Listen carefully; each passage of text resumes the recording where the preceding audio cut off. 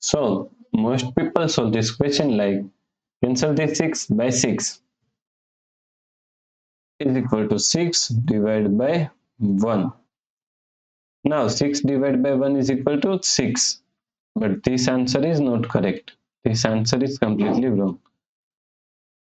So now let's solve this problem correctly by using a PEMDAS rule, right? PEMDAS, P-E-M-D-A-S. According to PEMDAS, first priority is parentheses, second priority is exponents, third priority is multiplication and division. Here multiplication and division both have equal priority. So we have to solve it from left to right. And fourth and last priority is addition and subtraction. Also addition and subtraction both have equal priority. So we have to solve it from left to right. So in this question, here we have division and here multiplication. And both have equal priority.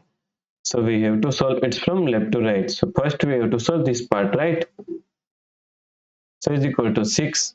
Now, according to KCF rule, K means keep this 6 as it is same. C means change this sign from division to multiplication. And F means flip this fraction 1 upon 6 is equal to 6 upon 1. Here 6 upon 1 is equal to 6. So we can remove this one, right? Now multiply 6.